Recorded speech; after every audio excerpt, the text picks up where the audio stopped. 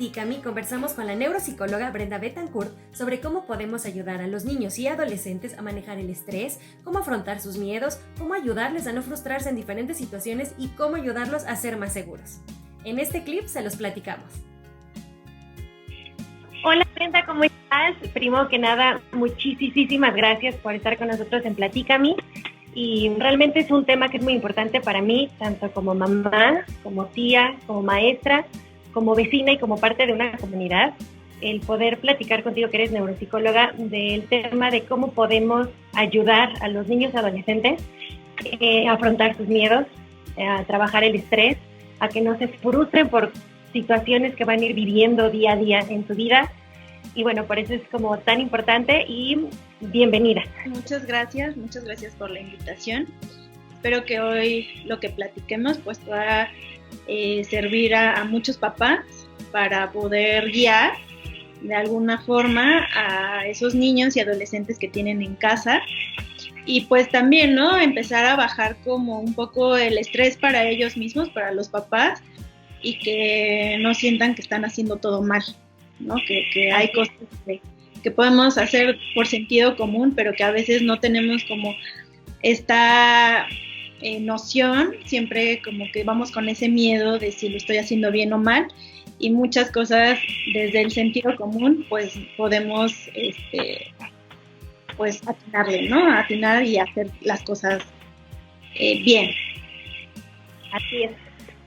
Quería como empezar con estas como preguntas de el que pasen por este tipo de situaciones de miedo, de estrés, de que no saben si están haciendo justamente bien las cosas, pueden ser como indicadores de ansiedad o depresión en muchos niños y adolescentes, o es algo que uno no se debe de preocupar por ello. Sí, yo creo que primero hay que entender que el estrés es como el primer paso para empezar como a lo mejor un proceso de depresión o de ansiedad. Y el estrés, digamos que es una reacción normal de nuestro cuerpo. Todos tenemos estrés y el estrés tiene que estar en nuestro cuerpo porque nos ayuda a activarnos y poder reaccionar para poder resolver problemas. Sin embargo, cuando el estrés en un momento se empieza a volver crónico, es decir, muy frecuente, en altas intensidades, y nuestro cuerpo y nuestros pensamientos, nuestras conductas empiezan a como perder las estrategias para poder afrontar estos problemas, entonces ya podemos hablar de un estrés crónico que en algún momento se puede o puede derivar en una alteración ya más especial a nivel de químicos en el cerebro, y que se puede manifestar ya en un problema de salud como es la depresión o la ansiedad. Entonces, sí es importante como tener indicadores primero de estrés, donde tenemos que ver que es normal, que todos los niños, adolescentes, adultos, pasamos por niveles de estrés normales, pero así hay ciertos indicadores que nos pueden hablar de un estrés crónico en los niños y que tenemos que prestar mucha atención para que no se llegue a un trastorno como la depresión o la ansiedad. Por ejemplo, ¿cómo ayudamos a los niños y a los adolescentes, por ejemplo, en este tema del estrés o frustración por alguna situación, desde cuando están aprendiendo, por ejemplo, un instrumento nuevo, un deporte, o porque no sacaron una buena calificación? Hay muchos niños que realmente sufren, se estresan, ¿no? Que aunque uno les puede explicar como adulto que se tengan paciencia, ¿no? Que todo es un proceso, que poco a poquito vamos aprendiendo todo. Realmente, ¿cómo ayudarlos? Realmente, nosotros, ¿cómo podemos hacerles entender y guiarlos y decirles, calma, no pasa nada, a todos nos pasa? ¿Cómo manejamos estas frustraciones y este estrés con ellos? Pues primero siendo el ejemplo. Muchas veces nosotros les hablamos y les decimos que se calmen, que es normal, pero no lo ven en nosotros, ¿no? O sea, nosotros sí nos estresamos, nosotros sí nos frustramos y entramos o tenemos ciertas conductas que manifiestan que no estamos teniendo tolerancia al estrés y a la frustración. Entonces, bueno, primer paso, ser justamente el ejemplo y buscar nosotros primero o vernos a nosotros mismos para ver qué estamos haciendo y cómo nosotros estamos afrontando el estrés y la frustración.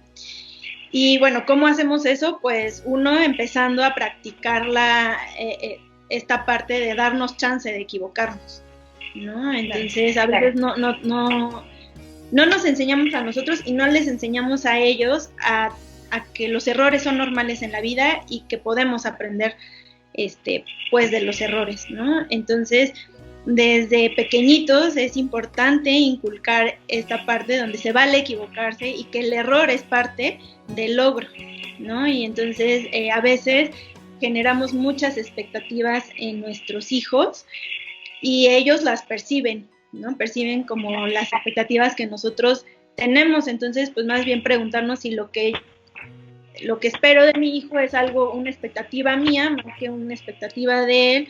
Si quiero que toque la guitarra, más bien preguntarme si es una expectativa que él está queriendo cumplir, pero que es mi expectativa o es la expectativa de él, ¿no? Entonces, bueno, creo que ese es uno de el segundo punto, ¿no? Darme chance de equivocarme.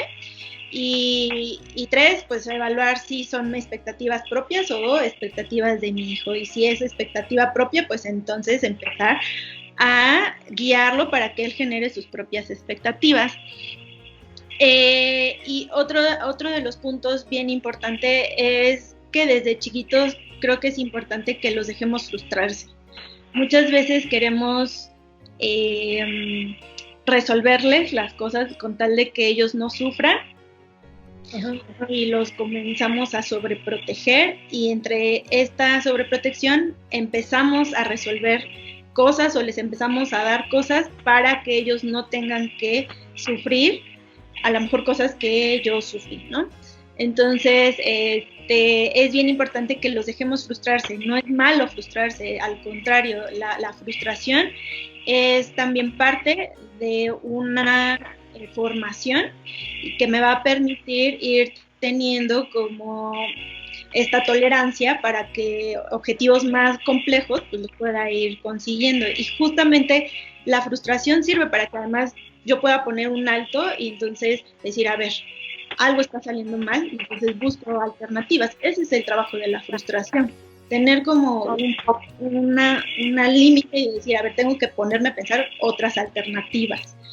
Y como último punto, creo que de ahí surge enseñarles a buscar alternativas de solución. Nosotros a veces creemos que ya simplemente porque tienen el problema ellos ya tienen que saber la respuesta, ¿no? Y entonces si desde pequeños les vamos generando este hábito de buscar opciones, o sea, opción A, opción B, opción C, ellos va a ser mucho más fácil que entonces conforme van avanzando en su desarrollo, pues vayan haciendo pues esta actividad, ¿no? De ir generando opciones para que la frustración baje y pueda mi pensamiento ser más flexible y encontrar soluciones a las cosas. Por ejemplo, ahorita justo decías, todo empieza con el ejemplo, ¿no? Lo que los niños y los adolescentes ven en su casa, ¿no? Realmente, como dices, ¿cómo puedo pedirle a mi hijo que no esté estresado, que no se frustre, ¿no? Que sea paciente cuando me ve a mí como papá en la loquera, en el estrés, todo el tiempo gritando. Pero, por ejemplo, ¿qué pasa? Ok, si más bien yo como alguien que no vive con él, como maestra, como tío, como vecino, ellos viven esta situación en casa donde los papás no son como el mejor ejemplo en ese aspecto. Ok, nosotros somos como terceros, ¿cómo los ayudamos? Me dices que, por ejemplo, podemos buscar, más bien enseñarles a que busquen opciones, ¿no? Como plan A, plan B, plan C, para poder resolver esta situación. Pero se puede volver un poco difícil, aunque nosotros se los digamos, si en casa siguen viendo algo diferente. ¿Cómo podemos platicar con ellos? ¿Cómo realmente enseñarles? Creo que algo bien importante es, uno, darles la confianza, es decir, ¿no? O sea, hacerles saber de forma verbal y también en forma de acciones que confiamos en ellos, ¿no? Entonces, Eso es un punto importante para que ellos se sientan motivados y seguros en lo que están haciendo. Entonces, si yo todo el tiempo lo cuestiono, lo pongo a prueba, pues probablemente si tiene ese ejemplo en casa donde todo es grito, todo es estrés, pues empieza a generar para él un ambiente de estrés y de estar como muy tenso, y pues necesita un ambiente de seguridad. Entonces, si también si nota esa inseguridad en otros ambientes, pues entonces empezará como a bajar su seguridad, su motivación, y pues tal vez pueda dejar como lo que está intentando. Entonces, como maestro, como tío, creo que un punto bien importante es hacerles saber que confiamos en ellos y que podemos ser una forma de contención para ellos, para que ellos, aunque se equivoquen, pues estamos ahí independientemente de que se equivoquen, y que confiamos en que en algún momento lo va a lograr. Entonces, otro punto creo importante es trabajar por objetivos. Entonces, muchas veces los niños y los adolescentes no tienen claros como los objetivos, y nosotros podemos ser una guía para tener como objetivos súper concretos. A lo mejor ellos tienen un objetivo, pero es muy vago, tienen muchos objetivos, y nosotros los podemos, por medio de la plática, buscar y entender qué es lo que ellos quieren, y entonces establecer objetivos como pequeñitos, entonces acompañarlos en esos pequeños objetivos para al final pues poder llegar a un objetivo grandote. Entonces, como seccionar a lo mejor los objetivos que se quieran lograr, para que él sienta esta confianza, ¿no? O sea, nosotros no aprendemos a leer inmediatamente, empezamos con primero jugando con las letras, formando figuras, y después ya poco a poco nos fueron metiendo las letras, ¿no? Entonces, claro, tenemos que ir como por pequeños pasos, porque pues inmediatamente ellos no van a lograr, y entonces tenemos que ponerles objetivos también ellos, y nosotros apoyar en sus objetivos, pero que sus objetivos sean, digamos, congruentes a su edad. No les podemos exigir cosas que a lo mejor pues todavía no pueden hacer. Por ejemplo, justo ahorita que estás hablando del tema de las seguridades e inseguridades, cuando vemos que ya un niño o un adolescente ya tiene ciertas inseguridades, por ejemplo, hablamos hasta de el pasar a exponer un tema en la escuela, ¿no? Cuando te toca exponer y que de repente da muchísimo miedo, estos festivales, ¿no? Que también hay muchos niños que el enfrentarse a un público que, aunque sean sus compañeros, sus papás, etcétera, puede ser muy complicado. De repente el que dicen es que soy inseguro porque soy feo, o soy gordito, soy chaparrito, soy muy alto, tengo las manos muy grandes, tengo las orejas muy grandes, porque hay una edad en la que todavía no se han desarrollado completamente, ¿no? Y que ellos se pueden ver de ciertas formas. ¿Cómo podemos irlo trabajando? ¿Cómo podemos ir realmente haciéndoles ver que no están feos, que no están muy altos, que está bien sentir este nervio o este temor de enfrentarse al hablar con la gente, ¿no? Con un público, cuando tienen que salir a bailar en el festival de la escuela? Pero ¿cómo trabajamos esto? Pues justo normalizando las emociones. A veces desde pequeños se nos prohíbe tener miedo o estar tristes, ¿no? No llores, ay, no pasó nada, te caes y no pasó nada. O háblale a tu tío, y tú así, no quiero, qué miedo. No, es que no te debe de dar pena. Entonces, estos como diálogos que vamos diciendo, ellos los van interiorizando, y entonces no vamos normalizando que todas las emociones, todas y cada una, tener miedo, estar enojado, estar aburrido, sentir ansiedad por entrar o hablar frente a un público, son completamente normales y tienen que estar ahí para algo, ¿no? Y entonces, desde que las dejamos de normalizar y les ponemos como una etiqueta de que son malas, pues evidentemente es algo que no queremos sentir, y entonces cuando nos enfrentamos, por ejemplo, a un público, pues es algo que no debo de sentir, y entonces me da más miedo el miedo, y entonces se vuelve todo un ataque de pánico, Entonces, primer punto, pues empezar a normalizar las emociones y empezar a perderle a nosotros, a los papás, nosotros miedo a esas emociones que nuestros hijos puedan tener.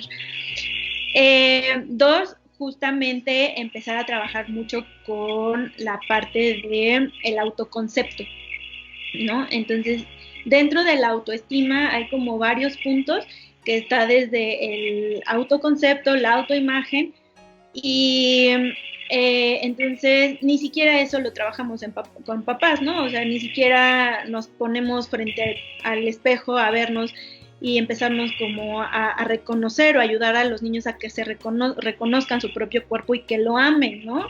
Entonces, empezar justo a trabajar con esta parte de el amor propio a tu cuerpo, el que no se vale como señalar, ay, mira qué gordito estás, ay, mira tus cejotas, ay, mira tus orejotas, o a lo mejor ni siquiera se lo dices a él, pero se lo dices al compañerito, ay, ¿ya viste a tu compañerito? ¿Qué orejón es? Entonces, ese tipo de comentarios, pues dicen, pues si se lo hace a mi compañero, pues tal vez a mí también me lo hace, o también soy criticado como tú criticas a otras personas.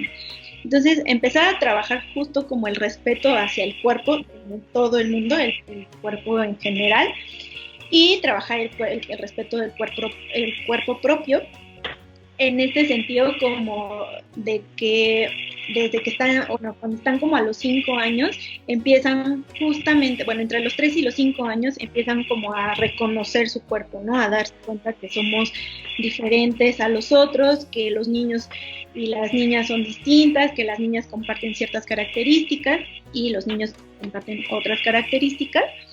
Y entonces pues perdamos ese miedo a reconocer nuestro cuerpo. Más adelante pues vuelve esa identidad o ese reconocimiento en la adolescencia, ¿no? Entonces, si desde pequeños anduvimos como con esta seguridad, pues seguramente cuando lleguen a la adolescencia, pues nos va a volver a dar la inseguridad, pero siempre desde el reconocimiento y el autoconcepto bien formado. Y en cuanto a la parte de ya en sí el concepto de quién soy, de mi personalidad, es bien importante que nosotros ayudemos a los niños a que ellos mismos se vuelvan autónomos. Entonces, creo que una parte importante del autoconcepto es el desarrollo de la autonomía. Entonces, es diferente la autonomía que la independencia, ¿no? Okay. Entonces, la independencia es la capacidad que tenemos todos para poder como sobrevivir y poder generar o poder tener higiene, por ejemplo, ¿no? Entonces, yo soy independiente si me baño, si como solo, ya más adelante me puedo hacer un sándwich, más adelante puedo trabajar y me puedo mantener yo solo. Eso es la independencia. Pero la autonomía es la capacidad que yo tengo para tomar decisiones y poder asumir las consecuencias de esas decisiones. Entonces, cuando tenemos estas formas de crianza muy sobreprotectoras o muy rígidas, no les damos esa oportunidad a los niños de ser autónomos, y la autonomía es la capacidad que va a tener el niño para poder desarrollar sus gustos, ¿no? ¿Qué me gusta, qué no? Escoger lo que quiero, lo que no quiero. Y entonces yo no le doy esa oportunidad de que forme su autoconcepto a través de la autonomía, pues se vuelven los niños muy sumisos o muy rebeldes, ¿no? Y no tienen esta capacidad de ser críticos a qué les gusta y a formar una identidad de quién son.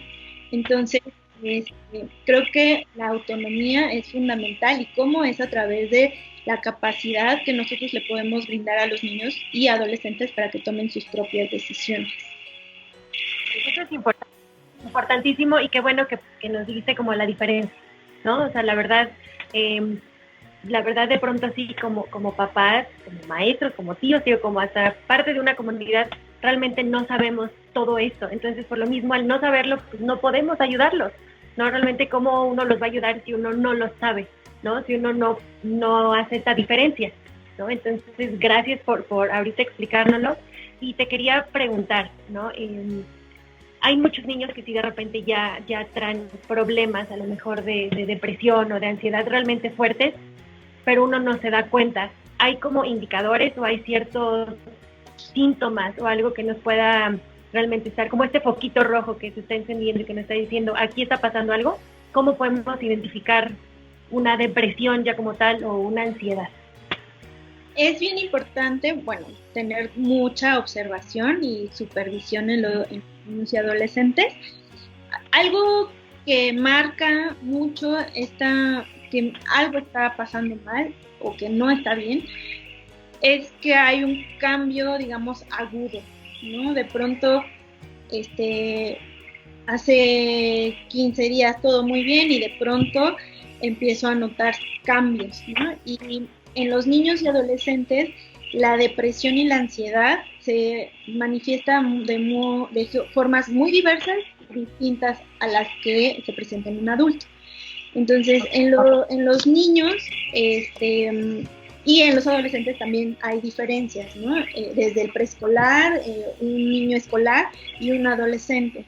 Entonces, por ejemplo, en la depresión, los niños preescolares van a presentar mayor irritabilidad, van a estar, o sea, antes eran como a lo mejor niños tranquilos o muy felices, casi siempre los mencionan sus papás, y de pronto empiezan a mostrar cambios, empiezan a ser más irritables, se aburren fácilmente, empiezan a ser desafiantes, ¿no? O sea, negativistas, todo te dicen que no, no quieren seguir órdenes, y antes sí lo hacían. Entonces, algo bien importante, antes no lo hacía y ahora está pasando, y lo que está pasando pues tiene estos indicadores en el preescolar.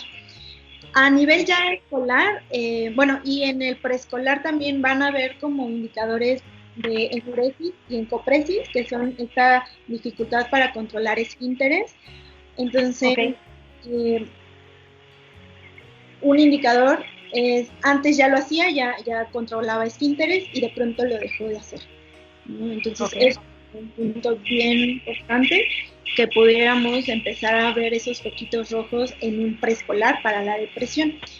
En cuanto a los escolares, podemos empezar a ver bajo rendimiento escolar, también podemos ver que están más irritables también. La irritabilidad es como en todas las edades se va a ver, ¿no?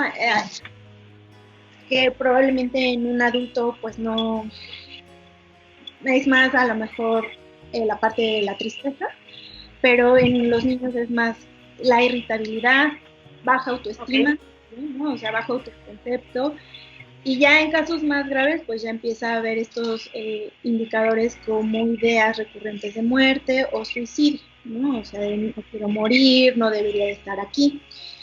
Y bueno, en adolescentes se muestra más en este sentido, donde empiezan a perder el interés por cosas que antes les gustaban, ¿no? Se aburren fácilmente, no tienen lo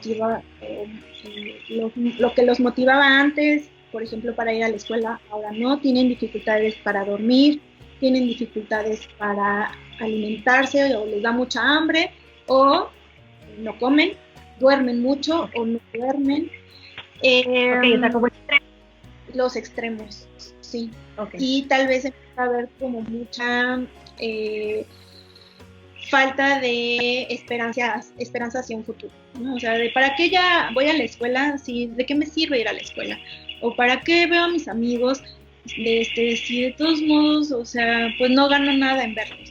No, más adelante, pues quién sabe si van a seguir siendo mis amigos. Entonces, antes a lo mejor era muy apegado a su grupo social, y ahora ya lo ves más desapegado, aislado. Entonces, esos son indicadores que podríamos ver en cuanto a la parte de depresión en un niño y en un adolescente. En cuanto a la ansiedad, ahí vamos a ver como una paleta de indicadores, porque hay muchos tipos de ansiedad, ¿no? Principalmente en los niños vamos a ver ansiedad relacionada como a la separación. Entonces son niños que no les gusta separarse de su mamá, de su papá, no les gusta ir a la casa de los amiguitos, no le gusta ir a la escuela, Okay. se angustian mucho por separarse, ¿no? No pueden estar solos en casa, hasta, digamos, fobias específicas, ansiedad por cosas específicas como la escuela, ¿no? O, por ejemplo, ir al médico. O sea, puede estar muy bien, pero el niño específicamente le tiene miedo a ir al médico. Y entonces, bueno, Okay. son formas específicas que podemos ver, que varían mucho también en cuanto al nivel de desarrollo que tiene el niño y en cuanto a las estrategias y pues repertorio de conductas que van a adquirir a lo largo de la vida, ¿no? Entonces, cuando son chiquitos, no verbalizan que sienten, entonces van a ver, sobre todo en preescolares, mucha hiperactividad, ¿no? Son niños que tienen como mucha energía y muchas veces se confunde con trastorno por déficit de atención cuando es ansiedad, pues porque todavía no tienen como esta complejidad en la palabra que ayuda a que pues, puedan hacer saber lo que sienten. Pero ya en niños y en adolescentes esta hiperactividad baja y ya pueden empezar a verbalizar preocupaciones al futuro, ¿no? O sea, como esta angustia a algo que va a pasar más adelante, a preocupaciones en cuanto a la escuela, si no les va a ir bien en la escuela, para qué van a ir a la escuela si a lo mejor los van a molestar, ¿no? Que ahí viene como un poco de bullying, que podría ser un tema también de una sola entrevista. Y en cuanto en adultos, en adolescentes, pues vamos a ver como mucho también cansancio, que antes pues no mostraban. Estas ideas también recurrentes como en un futuro, preocupaciones al futuro, que pues les cuesta mucho trabajo, cambios fisiológicos, o sea, ellos los manifiestan y los adultos también, como esta sensación como de que se van, que algo como que les está faltando el aire, que no pueden controlar su cuerpo, sensación de que se vayan a desmayar. Son estos indicadores que pudieran decirnos que pues puede haber ahí ansiedad, ¿no? Ok. De todo esto mismo, creo que es muy importante también saber qué terapias se deben de seguir con ellos y debemos de seguir. Y digo debemos porque muchas veces, cuando a lo mejor en la escuela les dicen a los papás, es que tienen que llevar a su niño a terapia, ya sea por depresión, por ansiedad, por hiperactividad, por el tema que sea, pero cuando al papá le dicen tiene que llevarlos, es como, ok, el problema es del niño. Y entonces yo por eso ahorita digo, ¿qué terapia debemos de seguir? Porque yo sé, por algunos casos, que muchas veces le llegan a la terapia y le dicen sí, pero también tiene que el papá y la mamá tomar esta terapia. Y muchas veces los papás dicen, ¿yo por qué? Si yo estoy bien, ¿no?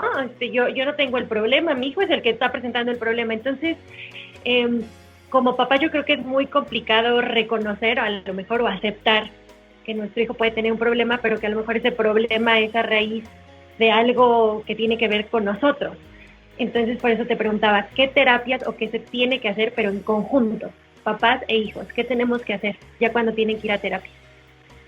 Aquí, bueno, yo lo que recomiendo principalmente es acudir a terapia de enfoque cognitivo-conductual, aunque todas las terapias funcionan, ¿no? O sea, todos los enfoques tienen, parten de la psicología y todos los enfoques buscan, pues, mejorar la salud mental de las personas.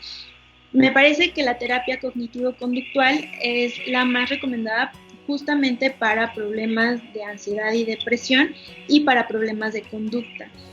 ¿Por qué? Porque es una terapia más dirigida, es una terapia que va a seguir objetivos específicos y que lo que va a ayudar es a desarrollar estrategias en la familia, en los niños y adolescentes para que adquieran estas habilidades de resolución de problemas, identificación de problemas, resolución de problemas, habilidades sociales, capacidad de flexibilidad mental, etcétera, ¿no? Entonces, tiene como estrategias bien específicas que van a promover, pues, que mejoren, pues, la parte cognitiva y emocional los adolescentes y los niños. Y desde cómo se trabaja, cómo en mi experiencia se trabaja y que yo he visto resultados y que la literatura también menciona estos resultados, es un trabajo en conjunto con los papás, ¿no? O sea, no podemos solamente atender al niño y que nos lo dejen en el consultorio, porque finalmente quien va a estar, van al consultorio 1 hora, ¿no? Bueno, 50 minutos, y pues ahí procuraremos enseñarles todas las estrategias que se puedan, pero ¿dónde las va a tener que aplicar el niño o el adolescente? Pues en casa, ¿no? En casa y en la escuela. Y entonces, ¿quiénes están en casa y quiénes tienen mayor contacto con la escuela? Pues los papás. Entonces, sí es bien importante llevar un acompañamiento. Entonces, yo lo que trabajo desde el principio es, antes de empezar a ver al niño, veo a los papás y les doy todo un taller para papás para que ellos entiendan qué es lo que está pasando, les explico como qué es lo que está pasando, si es depresión, si es ansiedad, o si es alguna otra situación.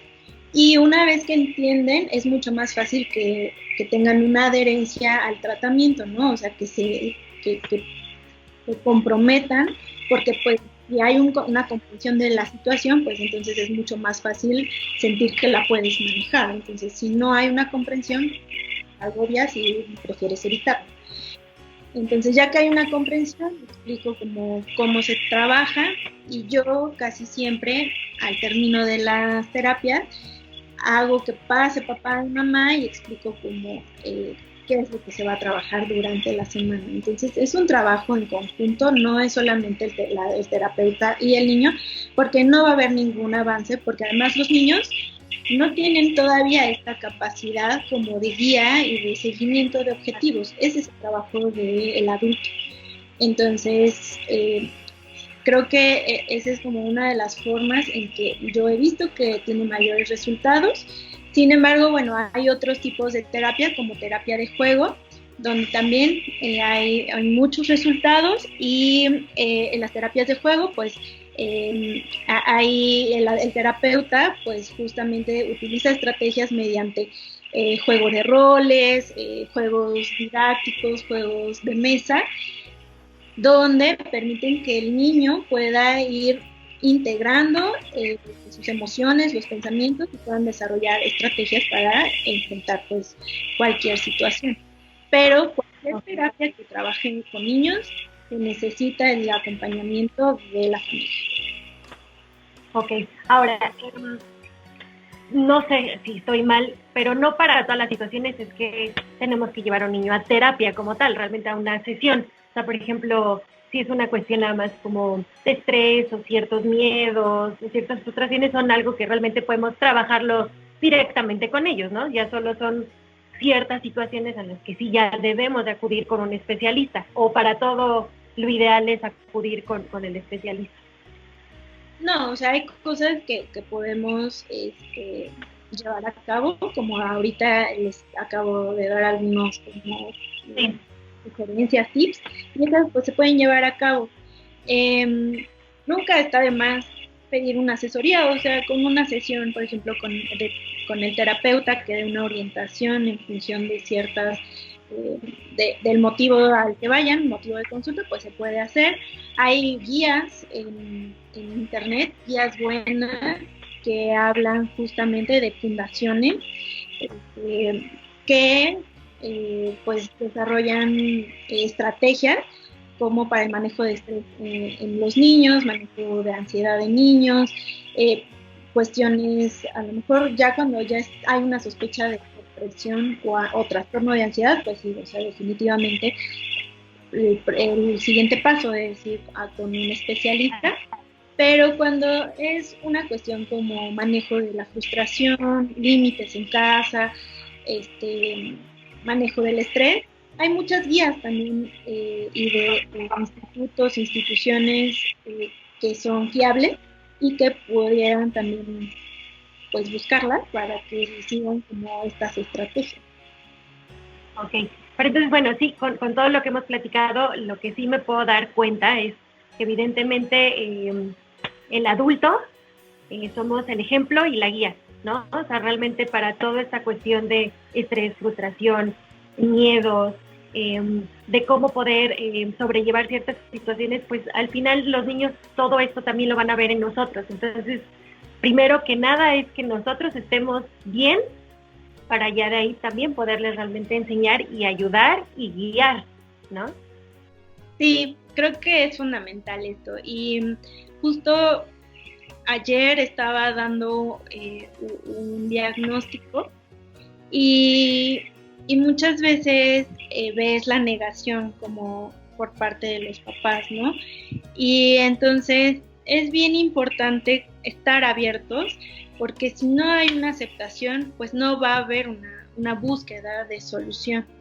Y entonces, pues va a ser mucho más fácil culpar al niño de que algo está mal, cuando a lo mejor ni siquiera es solo el niño, ni siquiera soy solo yo, es como la interacción que estamos teniendo, formas que yo aprendí desde que estaba en mi casa cuando yo era niño, y que tal vez, pues de acuerdo al temperamento de mi hijo, pues no funcionaron conmigo y funcionan con mi otro hijo, pero con el otro, el chiquito, no funcionan.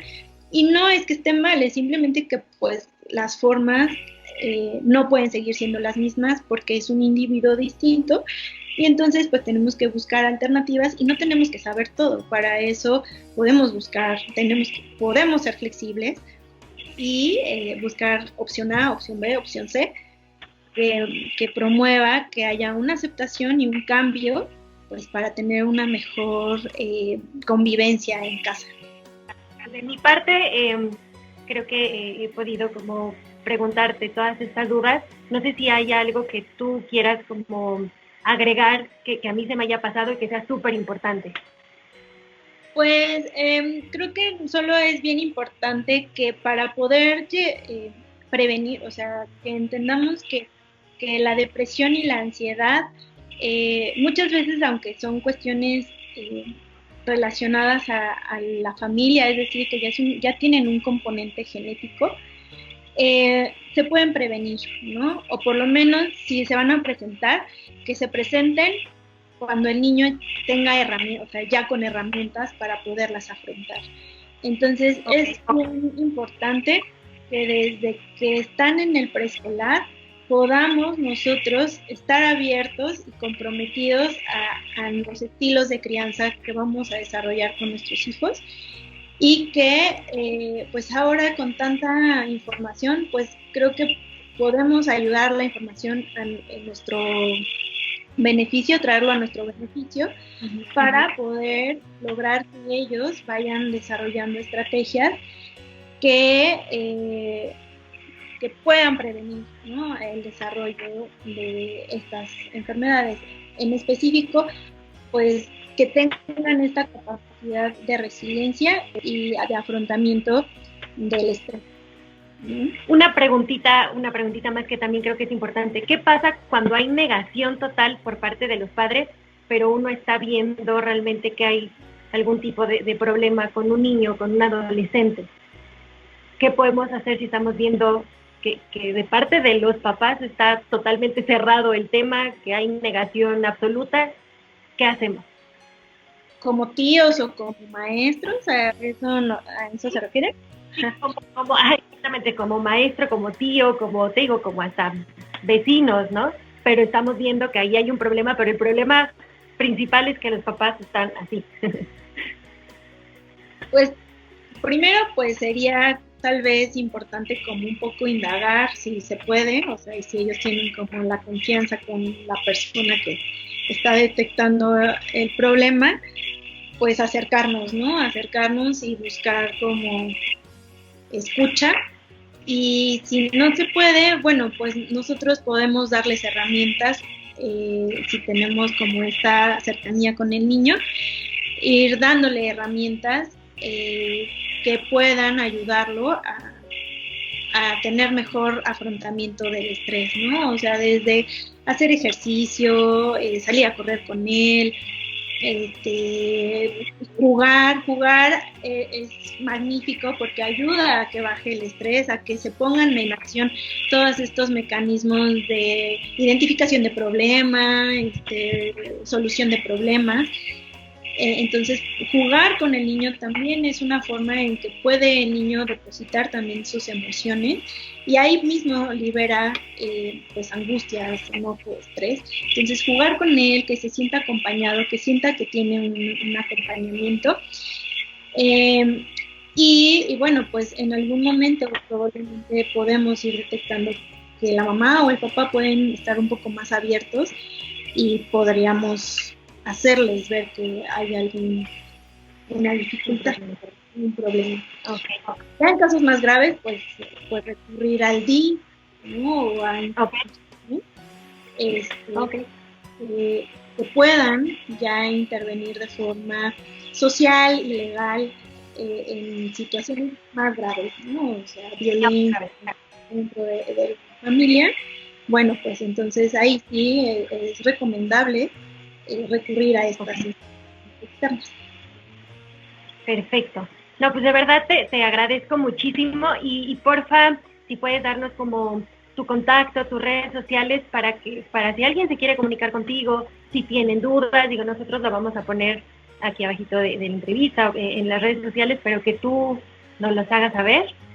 Sí, me encuentran en Facebook y en Instagram como neuropsicóloga.brenda y mi correo electrónico es np.brenda b de bueno, n de niño, @hotmail.com. Ahí me pueden encontrar en mis redes sociales, vía telefónica, por mi WhatsApp es 55 39 14 86 95. Entonces, cualquiera de estos medios, pues yo estoy al pendiente y espero también comentarios o si quieren hacerme alguna consulta, pues yo con mucho gusto estoy abierta. Perfecto, pues te agradezco. Gracias por estar en Platícame, ha sido una plática súper interesante, súper agradable. Muchísimas gracias y espero que podamos platicar también de otros temas en un futuro. Muchísimas gracias. No, muchísimas gracias a ti, te mando un gran abrazo. Igualmente. Gracias. Bye.